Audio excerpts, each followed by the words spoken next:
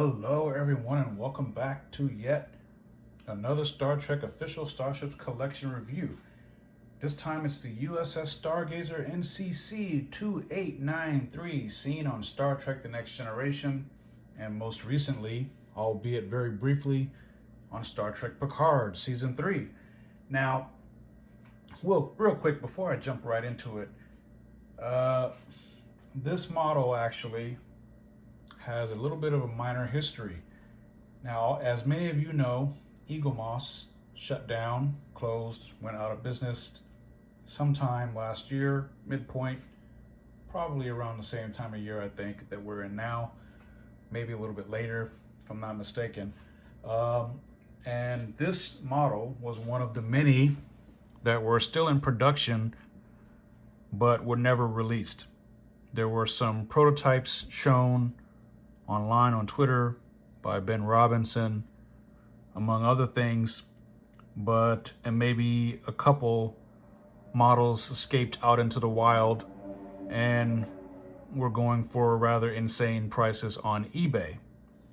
And for the most part, all of us Star Trek Starships collection fans thought that, well, this thing was never really sort of produced or made, and it would never see the light of day with Eaglemoss going belly up. Well, that all changed about 3 weeks ago or a month or so ago because Master Replicas and Real Merch, the two companies who have been tasked with sort of liquidating Eaglemoss's former inventory, have come across the XL Stargazer. This thing was made, apparently. They found boxes of the stuff, and so they put them on their website, and to this date, I don't know if they've sold out or not. I think they have, but this is one of these highly sought after ships in the collection that, for whatever reason, became very rare. And of course, with Star Trek Picard Season 3 having just ended, and it now being a part of the Starfleet Museum, spoiler alert for those of you who haven't seen it, now that it's part of the Starfleet Museum, it just makes having this all the more special, knowing where it ended up.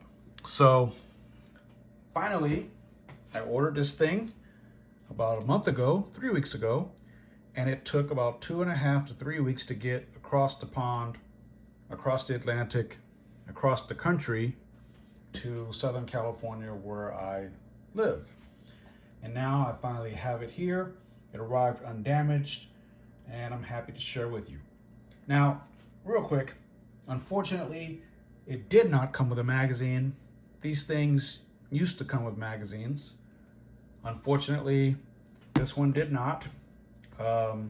However, there is a PDF file of the magazine online that was available before Eaglemoss went belly up, and I downloaded their entire magazines, or the entire files, or all of the files for their magazines for all 180 plus ships in the standard collection, plus the XLs, and a few of the random specials.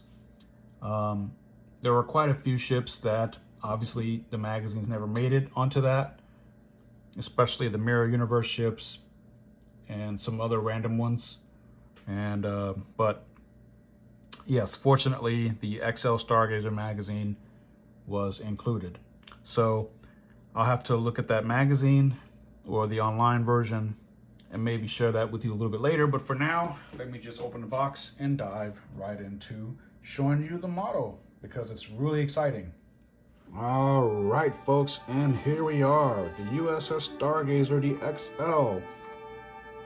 You know, right off the bat, I just have to mention that Eaglemoss finally, at long last, may they rest in peace as far as companies go, they finally got the nacelles right for the ships of this era.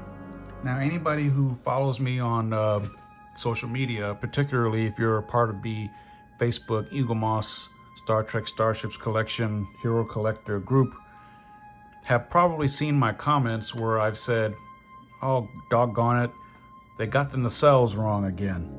Anytime they've released a ship from the, what I call the movie era or the motion picture era, that would include, but not limited to, the original Enterprise refit, the Enterprise A, the Reliant, all of the Miranda class variants that we've seen, like the Bozeman, the Saratoga, the Lantry, I'm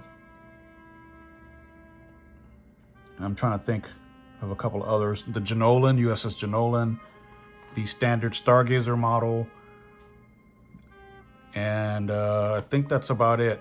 The only model that actually got the nacelles right was the USS Curry, and that was from Deep Space Nine, but they finally got the nacelles right. Now, in case you're wondering what I meant by that, it would be the front ends. Now, on several models, they were either painted over or a piece of plastic that was just black or blue or something, and that wasn't really accurate. And I know it's nitpicking, but it's something that always bugged me.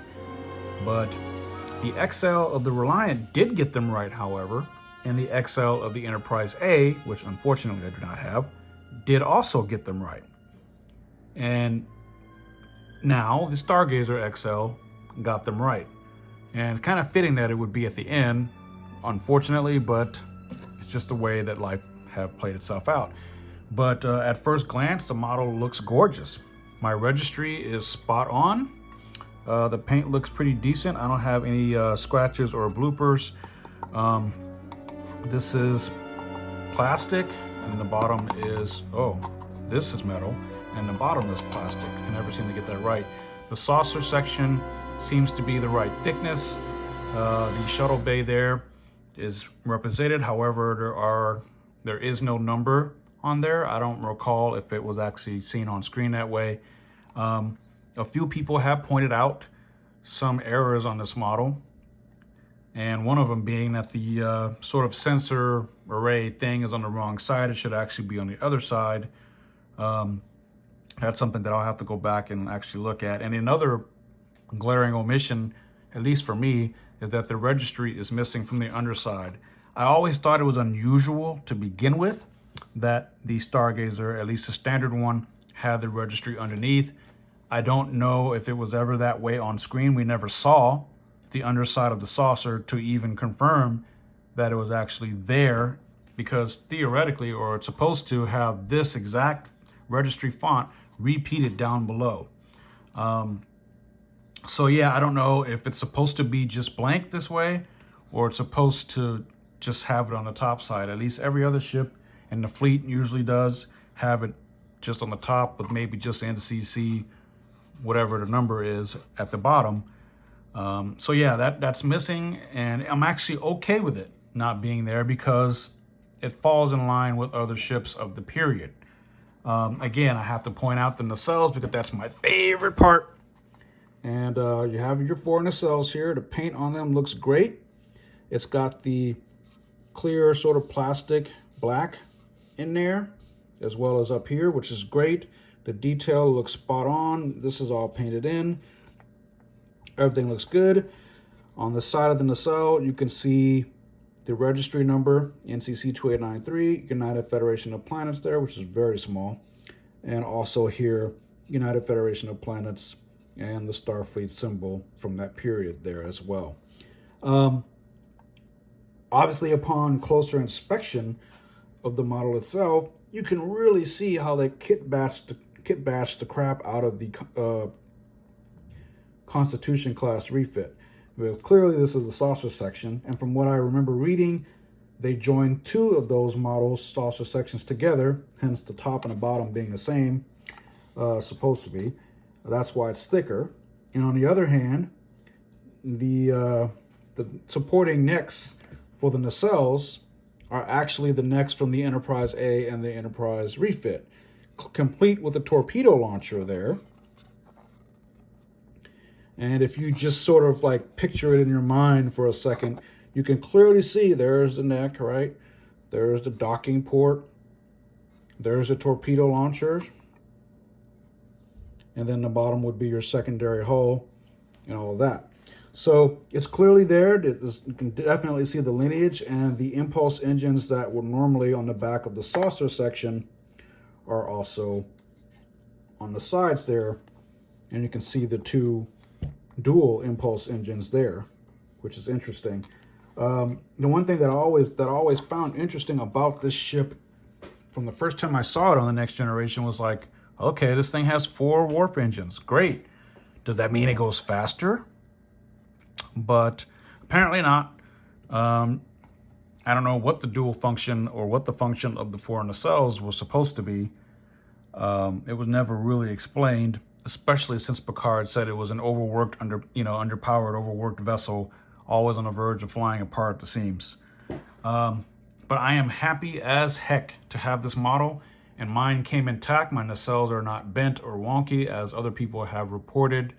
The model, you can kind of see the join lines where they put the 2 pieces together. Everything looks pretty good.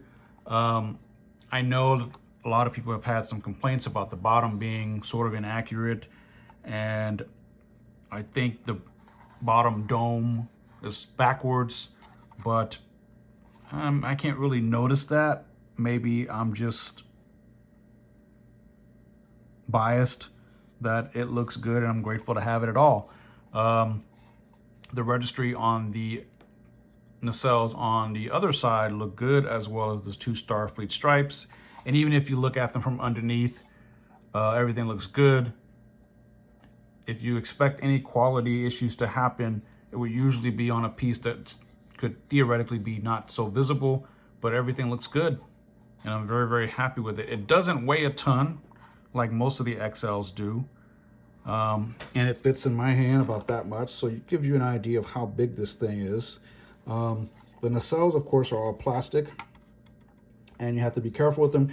If they do plop off for any reason, these, you can easily sort of like put them back on. There's like a little groove under there, and you can kind of just snap it on there, or apply a little glue to it to make it stay in place. Fortunately, I didn't have to do that this time around. So yeah, this is definitely one for the books, and definitely one to have. It's a great looking model. I've always wondered how it it's a great looking ship too. And I've always wondered how it got around without a deflector dish. And this kind of reminds me of like Starfleet's truckers or Starfleet's tanks. Not really a tank, but it's like driving an old beat up truck. That's how I imagine the Stargazer flying around. And so, yeah, I'm definitely happy to have this. And if you also manage to get your hands on it, let me know what you think in the comments down below, and I'll be happy to respond to you. I'm always eager and interested to hear what other people have to say. Yeah, if you can kind of find one of these, great. I would highly recommend it. Whatever the issues there are aside. And yeah, overall, it's a very nice model, and I could not be happier. Look at that. And I don't really see a whole lot of misaligned things. There's a few as far as the certain things go, but not too bad. Yeah, I don't know, honestly, when I'll be getting another Eaglemoss model. Quite a few are still available through Master Replicas and Real Merch, short for Real Merchandise. So I might get something else in the future. But for now, this looks like it's going to be the last one for a while. And I'm very happy to share that with you. And I'm very happy to have just another one to share. So yeah, guys, let me know what you think in the comments down below. It's definitely worth your money. It'll run you back about, or set you back about almost $100 by the time it ships and all that stuff. And then, of course, if you live in the States, you have to deal with all of the, has to clear customs and all of that jazz. So yeah, guys, thanks so much for watching as always. And it also comes with a stand. And yeah, thanks so much for watching.